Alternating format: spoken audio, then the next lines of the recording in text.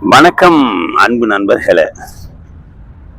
இன்றைய திருக்குறள் நறுக்குரை உரையாசிரியர் முனைவர் சு. மீனாட்சி சுந்தரம் பெரியகுளம் அரசு உயர்நிலைப்பள்ளியுடைய தலைமை ஆசிரியர்.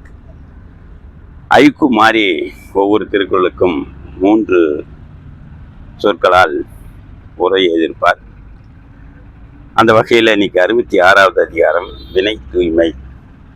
துணை நலம் ஆக்கம் தரும், வினை நலம் வேண்டிய எல்லாம் தரும், நல்வினை எல்லாம் தரும் என்றும் உருவுதல் வேண்டும் புகழோடு நன்றி பழவாவினை, நன்மை பெருமை தராத செயல் செய்யாதே, ஓதல் வேண்டும் ஒளிமாய்க்கும் செய்வனை ஆதும் எண்ணுபவர், புகழ் கெடும் சிறுமை செயல் தவிர, இடுக்கண் படினும் இழிவந்த செய்யார் நடுக்கற்ற காட்சியவர், நலத்தினர் துன்பம் வரினும் சிறுமை செய்யார், எற்றென்று இறங்குவ செய்யற்க செய்வானில் மற்றென்ன செய்யாமை நன்று, வருந்தும் செயலை மீண்டும் செய்யாதே, ஈன்றால் பசி காண்பான் ஆயினும் செய்யற்க சான்றோர் பழிக்கும் வினை, தாயின் பசியை நீக்க பழி செயல் செய்யாதே, பழி மலர்ந்து எய்திய ஆக்கத்தின் சான்றோர் கழுகி நல்குறவே தலை, பழி செயல் செய்து